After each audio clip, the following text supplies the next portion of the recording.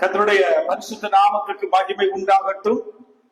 இந்த காலை வேளையிலே தேவ சமூகத்திலே அமர்ந்திருக்கிற உங்கள் ஒவ்வொருவரையும் ஆண்டவராகிய இயேசு கிறிஸ்துவின் நாமத்தினாலே வாழ்த்தி வரவேற்கிறோம். நேரலைகளிலே தேவனுடைய வார்த்தையை கேட்கும்படியாய் யூடியூப், பேஸ்புக்ல இந்த செய்தியை கேட்கிற சகோதர சகோதரிகளுக்கு என்னுடைய அன்பின் வாழ்த்துக்கள். கர்த்தர் தாமே உங்களை ஆசீர்வதிப்பாராக. இந்த நாளிலே தேவனுடைய வார்த்தைக்கு ஆதாரமாக நாம் திருப்பிக் கொள்ளுவோம். லூக்கா எழுதின சுவிசேஷம் அதனுடைய முதல் அதிகாரத்துல 34வது வசனத்தை நாம் வாசிக்க கேட்போம். லூக்கா 1:34. அதற்கு மரியாள் தேவதூதனை நோக்கி, இது எப்படியாகும், புருஷனை அறியேனே என்றார்.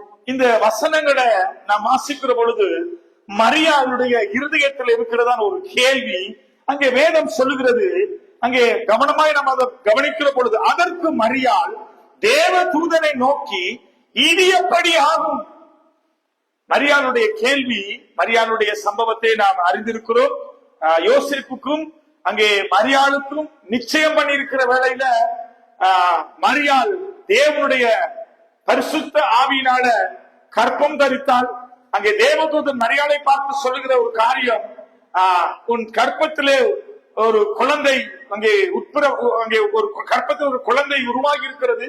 அந்த குழந்தைக்கு நீ இயேசு என்று பெயரிடுவாயா என்று சொல்லி அங்கே மேல் பகுதியில் நாங்கள் வாசித்து பார்க்கலாம்.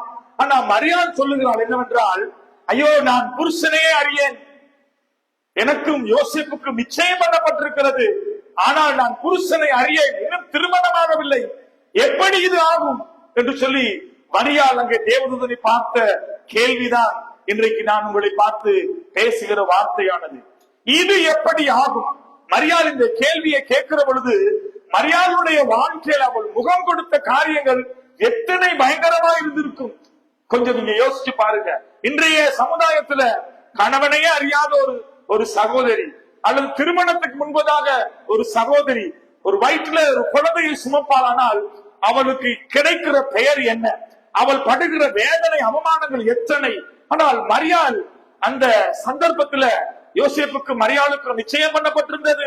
இருவருக்கும் திருமணம் அங்கே முடிவு செய்யப்பட்டிருந்தது. திருமணம் ஆகாத ஒரு நேரத்துல மரியாளுடைய அங்கே ஒரு கற்பத்துல ஒரு குழந்தை உருவாகிறதை அங்கே சொல்லப்படுகிறது. ஆனால் மரியாள் கேட்கிறாள், ஐயோ, இது எப்படி ஆகும்? நான் புருஷனை அறியேன். இந்த காலை வேளையில இந்த வசனத்தை கேட்கிற சகோதரனே, சகோதரியே, இன்றைக்கு உங்களுடைய வாழ்க்கையிலும் ஏதோ ஒரு இனம் தெரியாத காரியத்தை குறித்து நீங்கள் பயந்து கலங்கி, ஐயோ, இது எப்படி ஆகும்? என் வாழ்க்கையில இந்த காரியத்துக்கு என்ன முடிவு?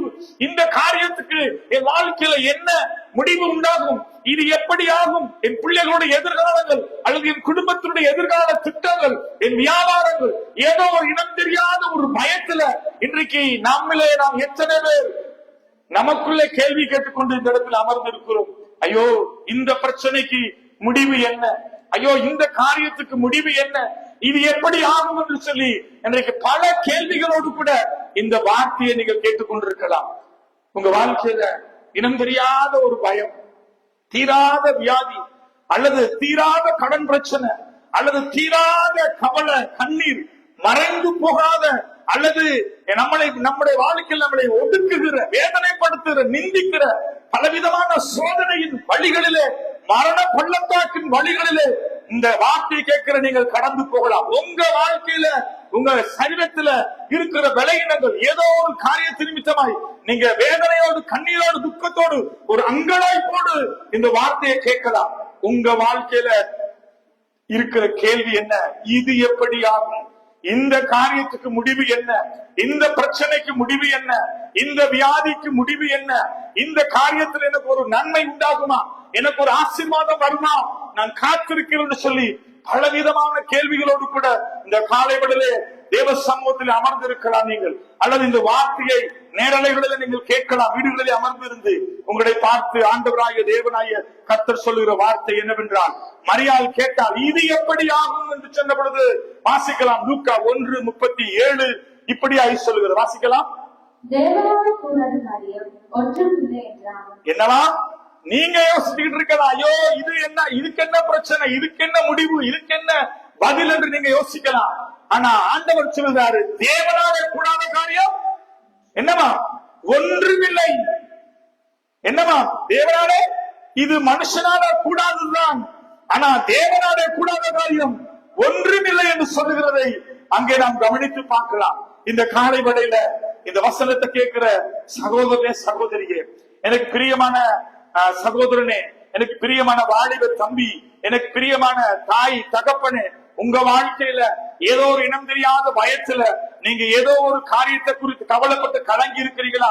எனக்கு மட்டும் ஏன் இந்த பிரச்சனை, எனக்கு மட்டும் ஏன் இந்த தீராத பிரச்சனை, ஒன்று முடிய ஒன்று என்னை வாட்டி வதைக்கிறது, இதுல ஒரு முடிவில்லையா என்பதை குறித்து ஒரு கேள்வியோட நீங்க இருக்கலாம். இன்றைக்கு ஆண்டவர் உங்களோடு கூட பேசுற காரியம், உங்களுடைய கேள்விக்கு பதில்.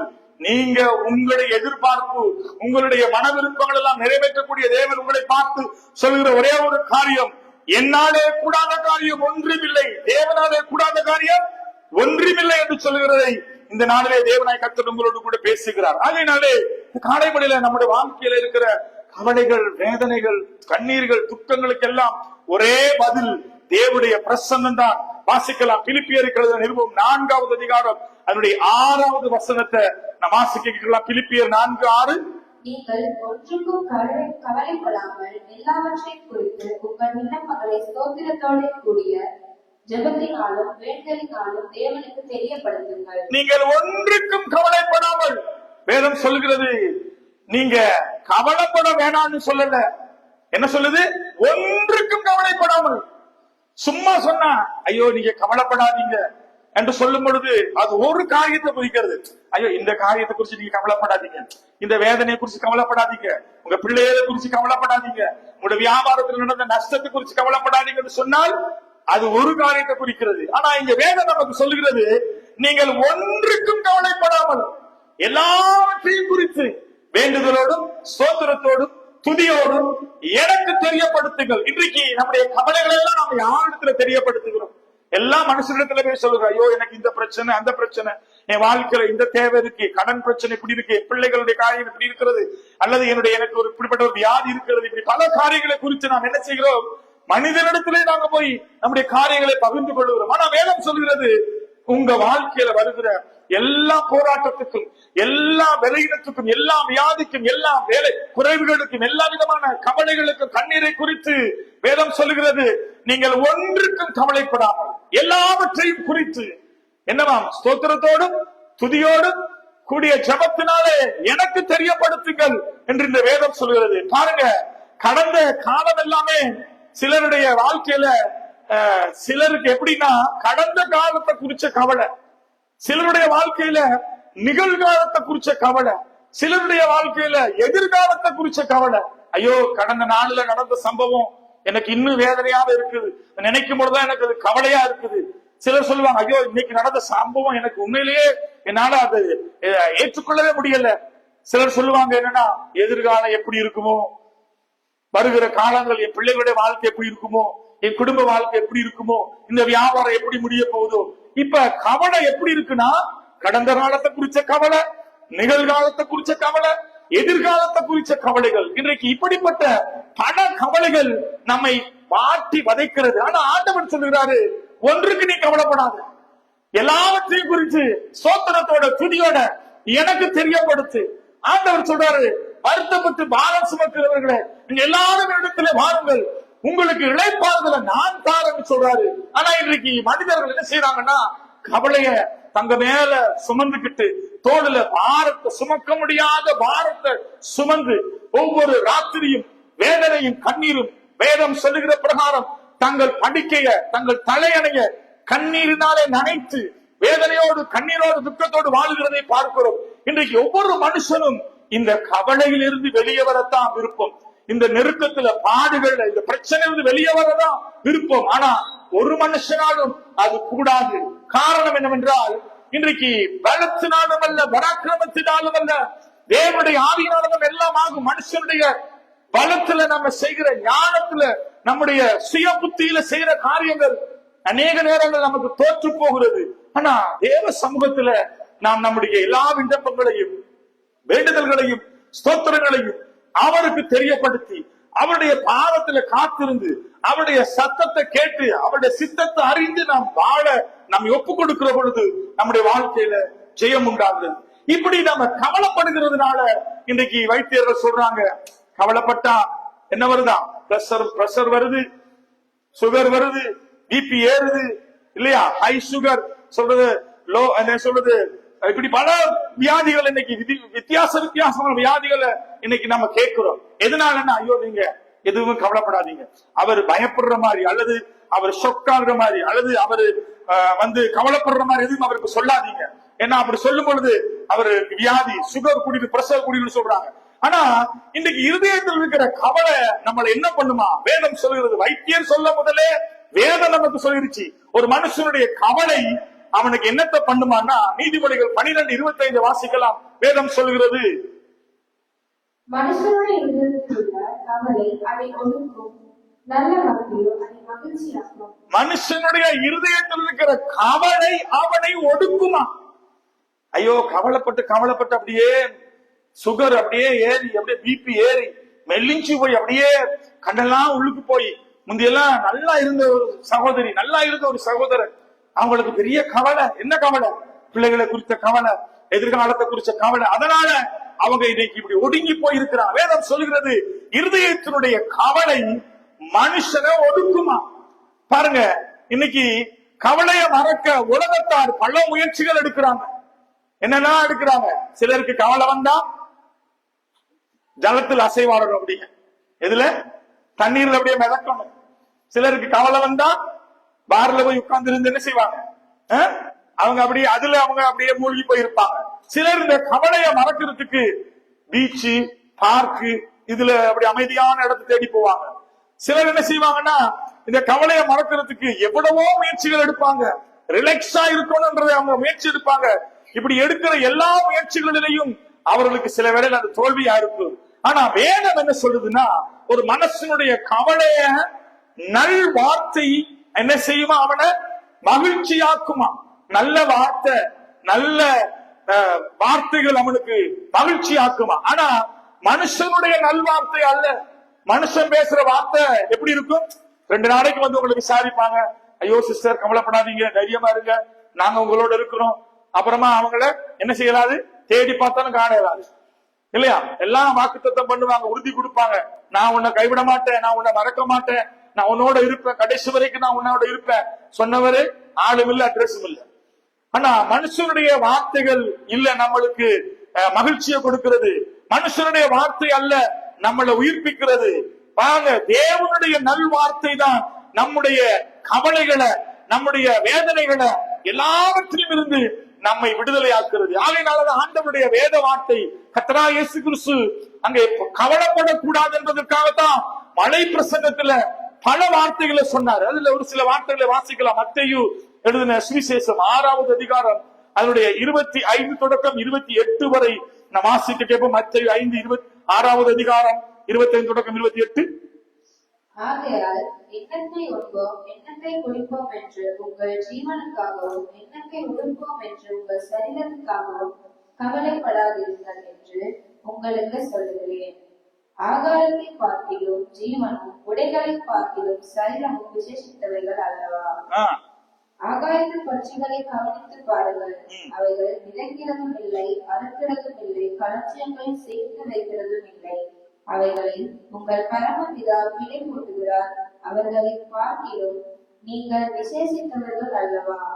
கவலைப்படுகிறதுனாலே உங்களிலே எவன் தன் சரீரத்துல அளவோடு ஒரு முழத்தை கூட்ட முடியும்? இங்கே ஆண்டவர் சொல்லுறாரு என்னன்னா, அழகா வேதம் சொல்லுகிறது, இன்னைக்கு எல்லாருடைய கவலை என்னத்தை உடுப்போம், என்னத்தை உண்போம், என்னத்தை நம்ம செய்வோம், என்ன பண்றது, இப்படி உங்கள் சரீரத்துக்கான உலக பிரகாரமான கவலை தான்.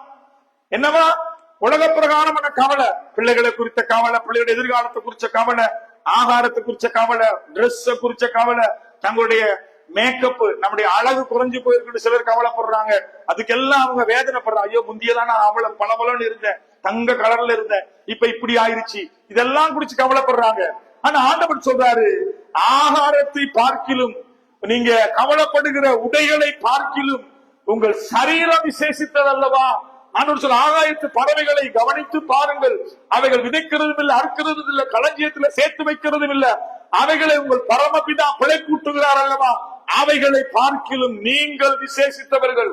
என்னைக்கு கவலைப்பட்டு கலங்கி ஆண்டவர் சொல்றாரு, நான் என்னுடைய பார்வையில நீ விசேஷித்தவள், நீ விசேஷித்தவன், உன் குடும்பம் விசேஷித்தது, நான் உன்னை நேசிக்கிறேன், நான் உன்னை விசேஷித்த விதமா உன்னை போஷிப்பேன், உன்னை பாதுகாத்துக் கொள்ளுவேன், உன் கவலை கண்ணீரெல்லாம் நீக்குவேன், உன் துக்கத்தெல்லாம் சந்தோஷமாய் மாற்றுவேன், எதிர்பார்த்திருக்கிற காரியத்தை நன்மையாய் முடிய பண்ணுவேன், உன் வாழ்க்கையில் இருக்கிற தோல்வியெல்லாம் நான் ஜெயமாய் மாற்றுவேன், நீ வாழ்க்கையில் இருக்கிற எல்லா தோல்வியை நீ வெற்றி சிறக்க பண்ணுவேன். ஆண்டவர் சொல்றாரு, கவலைப்படாத.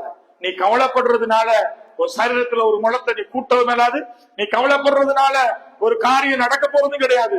ஆனா ஆண்டவருடைய பாதத்துல வந்து நிற்கிற பொழுது ஆண்டவருடைய வேதம் நமக்கு சொல்லுகிறது இப்படியா. 28 தொடக்கம் 32 வாசிக்கலாம். 28 தொடக்கம் 32வது வசனம். உடைக்காகவோ நீங்கள் கவலைப்படுகிறது என்ன? காட்டு புஷ்பங்கள் எப்படி வளர்கிறது என்று கவனித்து பாருங்கள். அவைகள் உழைக்கிறதும் இல்லை, நோட்கிறதும் இல்லை என்றாலும் சாலமோன் முதலாய் தன் சர்வ மகிமையுள்ள அவைகளில் ஒன்றை போலாகியும் உடுத்திருக்கிறதும் இல்லை என்று உங்களுக்கு சொல்லுகிறேன். 30வது வசனம். அற்ப விசுவாசிகளே, இன்றைக்கு இருந்து நாளைக்கு அடுப்பிலே போடப்படும் காட்டு புஷ்பங்களுக்கு தேவன் இவ்வளவு விதமாய் உடுத்துவித்தால் உங்களை உடுத்துவிப்பது அதிக நிச்சயம் அல்லவா? ஆகையால் எண்ணத்தை உண்போம், எண்ணத்தை குடிப்போம், எண்ணத்தை உடுப்போம் என்பதை குறித்து கவலைப்படாதீர்கள். இவைகளெல்லாம் அஞ்ஞானிகள் நாடி தேடுகிறார்கள். இவைகளெல்லாம் உங்களுக்கு வேண்டியவைகள் என்று உங்கள் பரமபிதா அறிந்திருக்கிறார். ஆகையினாலே முதலாவது தேவ ராஜ்யத்தை நீதியும் தேடுங்கள், அப்பொழுது இவைகளெல்லாம் உங்களுக்கு கூட கொடுக்கப்படும். ஆகையால் நாளைக்காக கவலைப்படாதீர்கள்.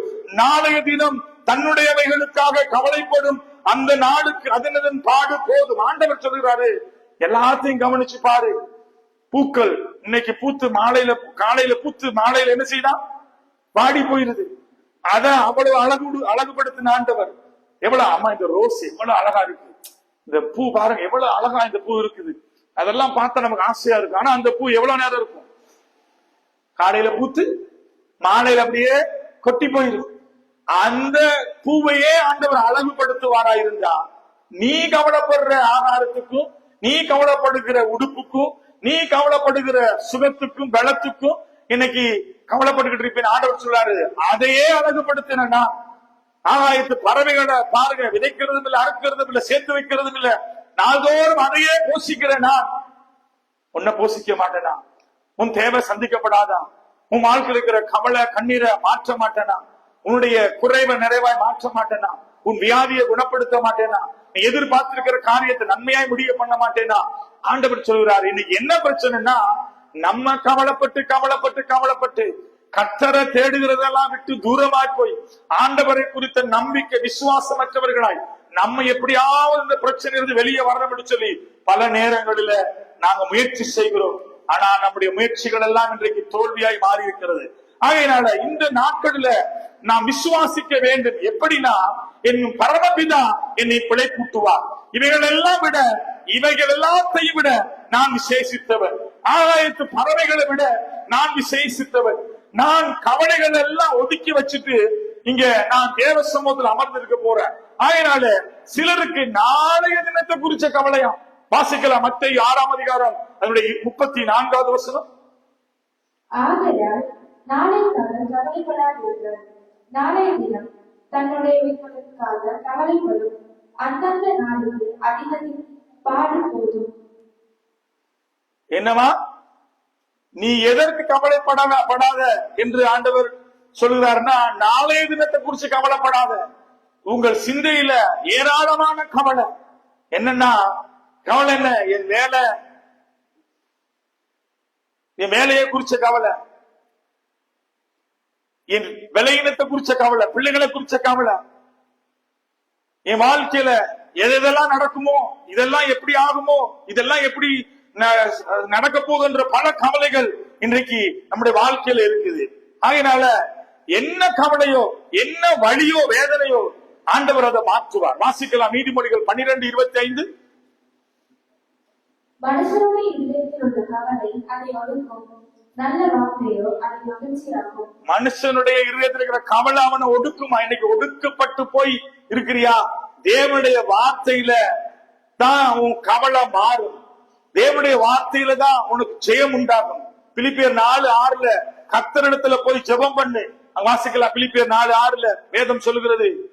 நீங்கள் ஒன்றுக்கும் கவலைப்படாமல் எல்லாவற்றையும் குறித்து உங்கள் விண்ணப்பங்கள் ஸ்தோத்திரத்தோடு கூடிய ஜெபத்தினால் வேண்டுதலின் தேவனுக்கு தெரியப்படுத்துங்கள். பாருங்க, எல்லா புத்திக்கு மேலாக தேவ சமாதானம் உங்களோடு கூட இருக்கும். கர்த்தரிடத்துல போய் ஜெபம் பண்ணு. உன் கவலை எல்லாம் ஆண்டவருடைய பாதத்துல இறக்கி வை. அவருடைய பாதத்துல வச்சிரு. பாரத் அவர் மேல வச்சிரு. அவர்கிட்ட கொடுத்துரு. ஆண்டவரே, நீங்க தான் என்னை அழைத்த தேவன், உண்மை உள்ளவர். என்னை தெரிந்து கொண்டவர், உண்மை உள்ளவர். எனக்கு பிள்ளைகளை கொடுத்திருக்கிறீங்க, என் கற்பத்தை ஆசீர்வதிச்சிருக்கிறீங்க, எனக்கு ஒரு கணவனை கொடுத்திருக்கிறீங்க, எனக்கு மனைவியை கொடுத்திருக்கிறீங்க, என் குடும்பத்தை தந்திருக்கிறீங்க.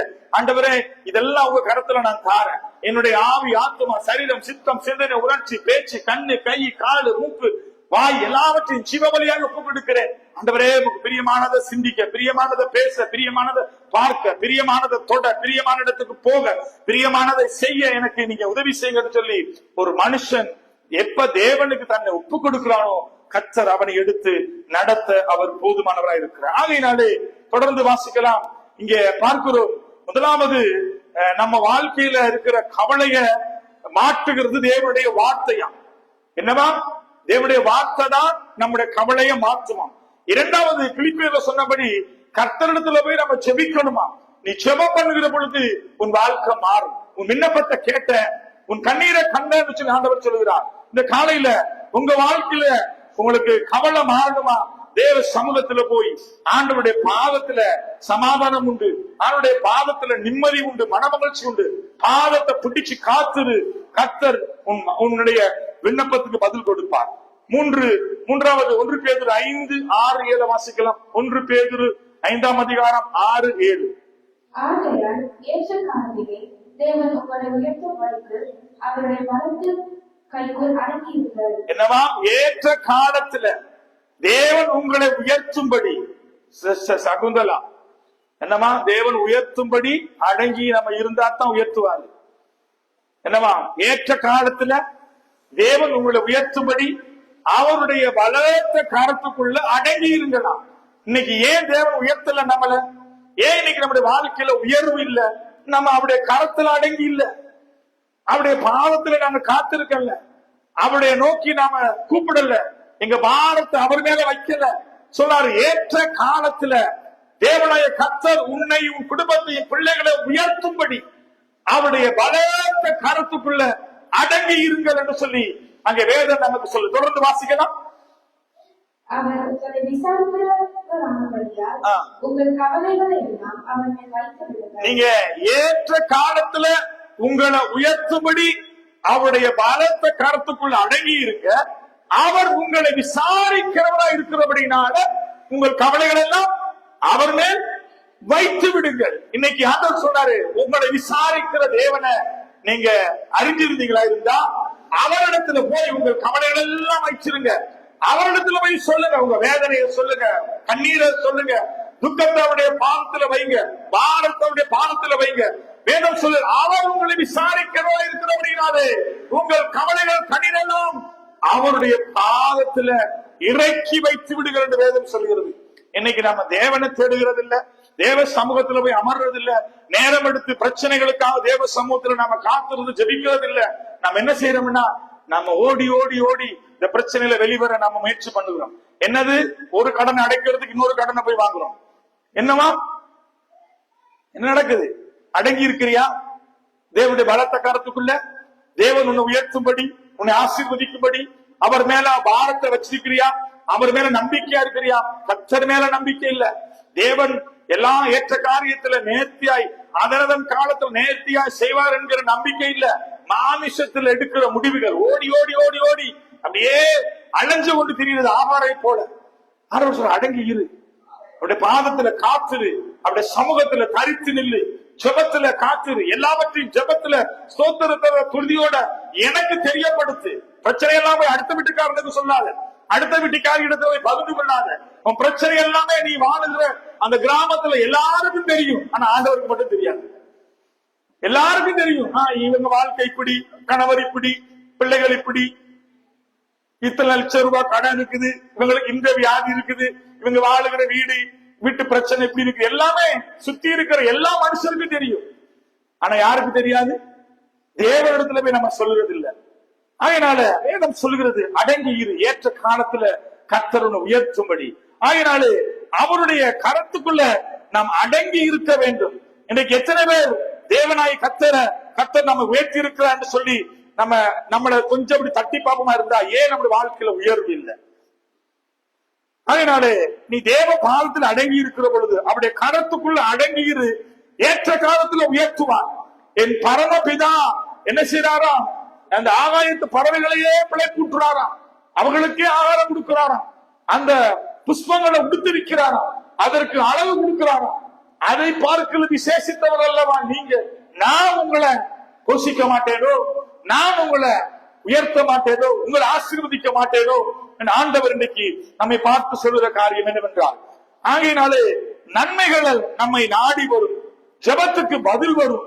வேதம் சொல்லுகிறது என் பரமபிதா பிதாவாக இருக்கிறவர் அதை மாற்றுவார். தேவன் உங்களுக்காக வைராக்கியமாய் எழும்புவார். எப்படி நடக்கும் எப்ப நடக்கும் என்கிறது அல்ல, கர்த்தர் மேல வைத்து விடு. வியாதியா இருக்கட்டும், பலவீனமா இருக்கட்டும், கர்த்தர் எல்லாவற்றையும் பார்த்துக் கொள்வார். வழிகள் எல்லாம் வாய்க்க பண்ணுவார், புதிய வாசல்களை திறப்பார். அங்கே பார்க்கிறோம் ஆண்டவருடைய பிரசன்னத்துல நிற்கிற நானும் நீங்களும் அவர் நம்மை உயிர்ப்பிக்கக்கூடிய தேவன். வாசிக்கலாம் ஏசாயா தீர்க்கதரிசியின் புத்தகம் 38வது அதிகாரம் அதிலே 1 தொடக்கம் 5 வசனங்களிலே வாசிக்கிற பொழுது, இப்படிப்பட்ட பலவீனத்தோட இருந்த ஒரு தேவ மனுஷன் அவனுடைய வாழ்க்கையில எல்லாம் முடிந்தது என்று சொல்லி நம்பிக்கையற்ற சூழ்நிலைமையில எல்லாவற்றையும் இழந்து நின்ற பொழுது, அவனுடைய வாழ்க்கையில அவன் மரணத்துக்கு முகம் கொடுக்கும்படியாய் மரண பள்ளத்தாக்கின் வழியாய் நடந்த பொழுது ஆண்டவருடைய சமூகத்திலே அவன் போய் நின்றான் என்பதையும், அங்கே தேவனுடைய வார்த்தை அவனை பலப்படுத்தும் என்பதையும் நாம் வேதத்திலே கவனித்து பார்க்கலாம். வாசிக்கலாம் 38வது அதிகாரம் அதனுடைய 1 தொடக்கம் 5. கர்த்தருடைய வார்த்தை எனக்கு உண்டாகி, மனுபுத்திரனே, ஏசாயா 32. எஸ், ரீட் பண்ணுங்க. அந்த நாட்களில் எசேக்கியா வியாதிப்பட்டு மரணத்துக்கு ஏதுவாய் இருந்தார். அப்பொழுது ஆமோசின் குமாரனாகிய ஏசாயா என்னும் தீர்க்கதரிசி அவனிடத்தில் வந்து அவனை நோக்கி, நீ உமது வீட்டுக்காரியத்தை ஒழுங்குபடுத்தும், நீ பிழைக்க மாட்டீர், மரித்து போவீர் என்று கர்த்தர் சொல்லுகிறார். பாருங்க, எசேக்கியா என்கிற ஒரு ராஜா அந்த நாட்கள்ல வியாதிப்பட்டு மரணத்துக்கு ஏதுவாக இருந்தான். அப்பொழுது ஆமோத்தின் குமாரனாக ஏசாயா என்னும் தீர்க்கதரிசி அவரிடத்திலே வந்து அவனை நோக்கி, நீர் உம்முடைய வீட்டு காரியத்தை ஒழுங்குபடுத்தும், நீர் பிழைக்க மாட்டீர், மரித்து போவீர் என்று கர்த்தர் சொல்லுகிறார் என்று சொல்லுகிற அந்த வார்த்தைகளை பார்க்கிறோம். என்னன்னா, டாக்டர் சொன்னா நம்ம என்ன செய்வோம்? டாக்டர் எப்படியாவது காப்பாத்துங்க, எவ்வளவு செலவானாலும் பரவாயில்ல நம்ம சொல்லுவோம் இல்லையா? நம்ம டாக்டர் சொல்லிட்டார், இல்ல அவரு 3 நாள்ல மரிச்சு போயிடுவாரு, அவர் தப்ப முடியாது, அவர் ரொம்ப பலவீனமா இருக்கிறாரு என்று சொல்லும் பொழுது நாம என்ன செய்ய, ஐயோ டாக்டர் எப்படியாவது காப்பாத்திருங்கன்னு சொல்லுவோம். ஆனா இங்க ஆண்டவரே தூதன் அனுப்பி சொல்றாரா, தேவ தூதன் ஒருத்த வந்து சொல்றானா, அந்த வசனங்கள் பாருங்க. அந்நாட்கள் எசேக்கியா வியாதிப்பட்டு மரணத்துக்கு ஏதுவா இருந்தார்.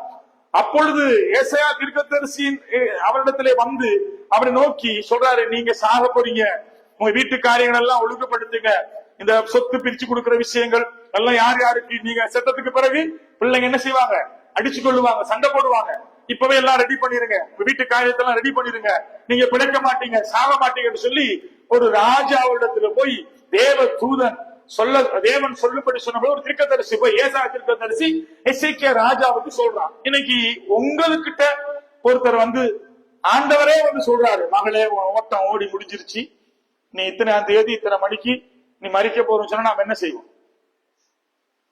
என்ன செய்வோம்? ஸ்பெஷல் டாக்டர் யாரு இந்த வியாதிக்கு?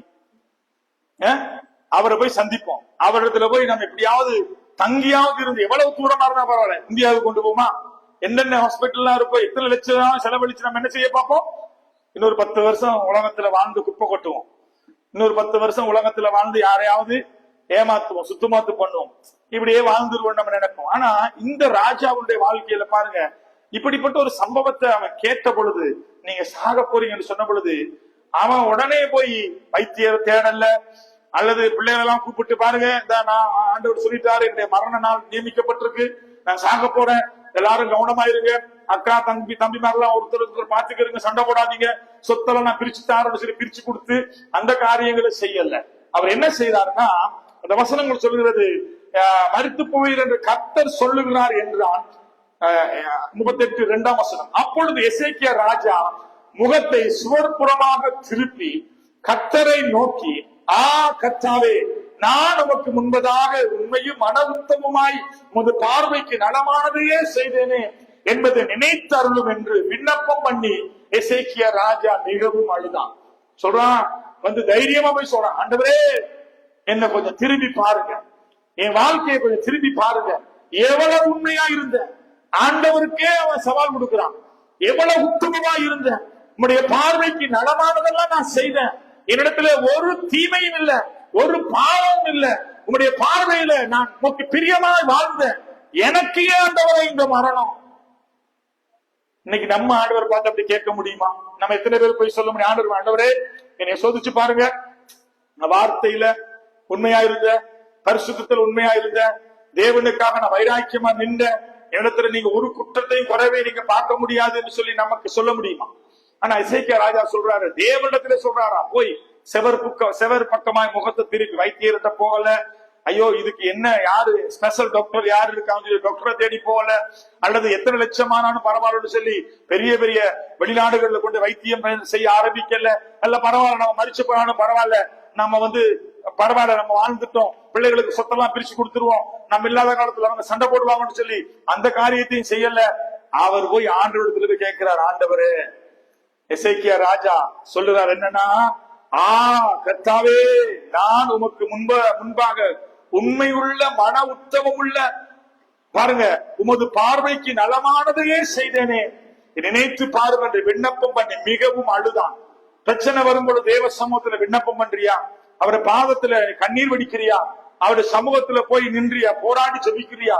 ஆண்டவருடைய பாதத்துல போய் அழுதான். அப்பொழுது ஏசாயாவுக்கு கர்த்தருடைய வார்த்தை உண்டானது, நீ போய் எசேக்கியாவை நோக்கி, உன் தகப்பனாகிய தாவீதின் தேவனாயிருக்கிற கர்த்தர் சொல்லுகிறது என்னவென்றால், உன் விண்ணப்பத்தை கேட்டேன், உன் கண்ணீரை கண்டேன், இதோ உன் ஆயுசு நாட்களை 15 வருஷம் கூட்டி கொடுக்கிறன்னு சொல்லி மரணத்தின் படுக்கையில இருந்தவனை கர்த்தர் 15 வருஷம் அவனை வாழ வச்சாராம். என்ன செஞ்சாரு?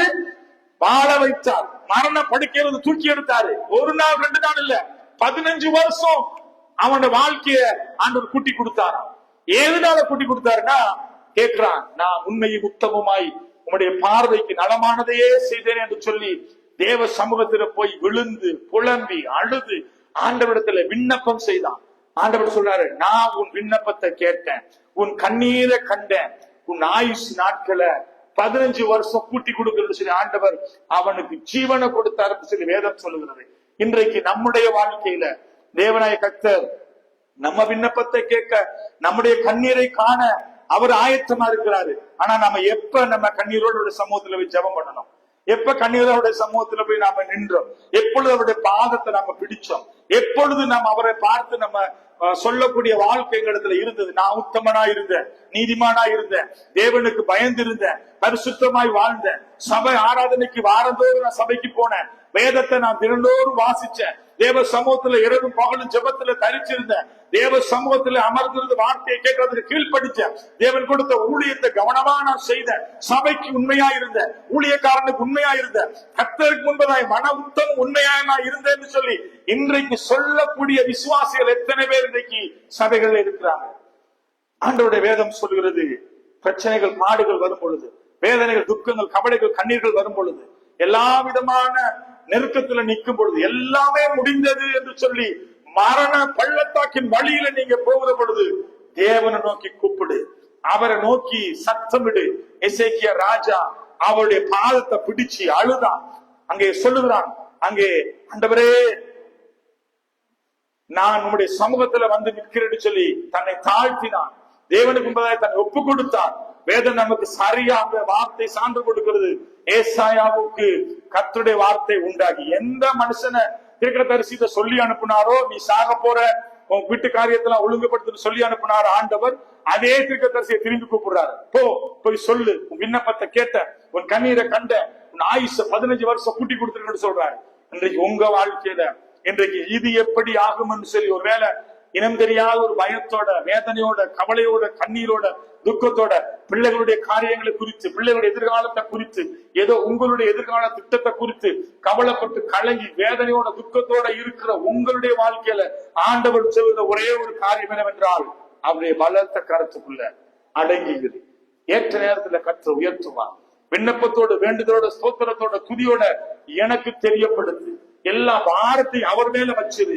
ஆண்டவருடைய வார்த்தை சொல்லுகிறது. எசேக்கியா அங்கே சொல்லுகிறான், அவன் தேவனை நோக்கி அங்கே அழுது ஆண்டவரை பார்த்து சொல்லுகிறான், என்னை நினைத்தருளும் ஆண்டவரே, உண்மையாய் உத்தமமாய் நடந்த என்னுடைய வாழ்க்கையை நினைத்தருளும். நான் உங்களுக்கு உண்மையா இருந்தேன், நீர் உங்களுடைய வார்த்தைக்கு பயந்து வாழ்ந்த, பரிசுத்தத்தை காத்துக்கொண்ட, நீர் என்னை அழைத்த நோக்கத்தை அறிந்து அந்த சித்தத்தை நான் செய்தேன். ஆண்டவரே, எனக்கு ஏன் ஆண்டவரே இத்தனை நெருக்கங்கள் சொல்லி ஏசாயா ஆண்டவரை பார்த்து தைரியமாய் கேட்டான். இன்றைக்கு நானும் நீங்களும் ஆண்டவரை பார்த்து தைரியமா கேட்கக்கூடிய வாழ்க்கை நமக்குள்ள இருக்கா? ஆண்டவரே, என்ன குறை ஆண்டவர் நீங்க பாத்தீங்க? நான் செய்த தப்பிதம் என்ன? நான் உண்மை எந்த அளவுக்கு, நான் உங்க எந்த இடத்துல உங்களை நான் வேதனைப்படுத்தினேன், எந்த இடத்துல உண்மை துக்கப்படுத்தினு சொல்லி கேட்கக்கூடிய ஒரு கிறிஸ்தவ வாழ்க்கை நம்மளுக்குள்ள இருக்குமா இருந்தால் ஆண்டவர் நம்மை ஜீவனை கொண்டு நம்மளை உயிர்ப்பிப்பார். ஒருவேளை அப்படிப்பட்ட கிறிஸ்தவ வாழ்க்கை நம்ம இடத்துல காணப்படாவிட்டால், தேவனுக்கு பயப்படுற பயம் இல்ல, உண்மை இல்ல, உத்தமம் இல்ல, நீதி இல்ல, பரிசுத்தம் இல்ல, பக்தி வைராக்கியம் இல்ல, ஆண்டவருடைய வார்த்தைக்கு பயப்படுகிறது இல்ல, வாழ்க்கையில தேவனுக்காக செய்ய வேண்டிய எந்த விதமான அர்ப்பணிப்பும் இல்ல, ஏனோ தானோ என்று சொல்லி அங்கே தேவ பாதத்துல ஏற்ற காலத்துல அவர் உயர்த்தும்படி அவருடைய வளர்த்த கருத்துக்குள்ள அடங்கி இருக்க கூடாதபடிக்கு நம்ம அப்படியே ஒரு ஆகாரை போல, ஏதோ ஒரு மனம் அப்படியே மனம் உடைஞ்சவங்களை போல உலகமெல்லாம் சுத்திக்கிட்டு எல்லா ஆலோசனைகளும் துன்மார்களுடைய வழிகளில துன்மார்களோட எல்லா விதமான ஆலோசனைகளை எடுத்துக்கிட்டு பாவத்தை தண்ணி போல பிடித்து கொண்டு வலதுக்கு இடதுக்கு வித்தியாசம் தெரியாத, தேவ பக்தி வைராக்கியம் இல்லாத ஒரு மனுஷியாய் ஒரு குடும்பமாய் இந்த காலையில் இந்த வார்த்தையை நீங்கள் கேட்பீர்களானால் உங்க வாழ்க்கையிலையும் இன்றைக்கு ஒரு மனம் திரும்புதல் தேவையா இருக்கிறது. ஆகையால தேவ சமூகத்தில் நம்ம ஒப்பு கொடுங்க, ஆண்டவருடைய பாதத்துல காத்திருங்க. மரியாள் கேட்டால் இது எப்படி ஆகும்? இன்றைக்கு உங்க வாழ்க்கையில் இருக்கிற எல்லா கேள்விக்கும் ஆண்டவர் சொல்லுற ஒரே பதில், தேவனால கூடாத காரியம் ஒன்றும் இல்லை. நீங்க இன்னைக்கு எதிர்பார்த்திருக்கிற காரியத்தை அவர் செய்து முடிப்பார். அவருக்கு அது லேசானது, அவர் அது லேசாய் அதை செய்து முடிப்பார். தடைகளை உடைப்பார். அவருடைய பிரசனம் நமக்கு முன்பதாய் போகும். அவருடைய மகிமை மேக பிரசனம் நம்மை நடத்தும். அவர் தம் வலது கரத்தை பிடித்து பயப்படாத நமக்கு துணை நிற்கணும்னு சொன்ன தேவன் நமக்கு துணையாய் இருப்பார், பாதுகாப்பா இருப்பார், ஜெயம் கொடுப்பார், நமக்காக அவர் யுத்தம் பண்ணுவார்.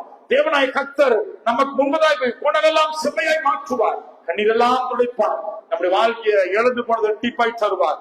ஏற்ற காலத்துல அவர் நம்மை உயர்த்தும்படி நானும் நீங்களும் அவருடைய பாதத்துல பலத்த கரத்துல அடங்கி இருப்போமானால் தேவனாய் கர்த்தர் நம்ம உயர்த்தி நம்மை மேன்மைப்படுத்த அவர் போதுமானவர் இருக்கிறார். ஆகினாலே இந்த காலையில் இந்த வசனத்தை கேட்கிற சகோதரே சகோதரியே, உன் வாழ்க்கையில தேவனாய் கர்த்தர் உன்னை உயர்த்தும்படி பாதத்தில் ஒப்புக்கொடு, காத்திரு.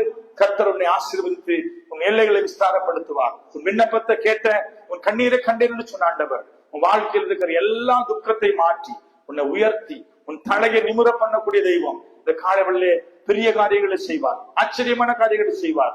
கர்த்தரோடு கூட இணைந்து தேவ சமூகத்திலே காத்திருப்போம். அதிசயமாய் தேவன் நம்மை நடத்த அவர் போதுமானவராய் இருக்கிறார். ஆகினாலே தேவ பாதத்தை பிடித்து காத்திருங்க, கர்த்தர் உங்களுக்கு ஜெயத்தை தருவார். God bless you. கர்த்தர் தாமே உங்களை ஆசீர்வதிப்பாராக.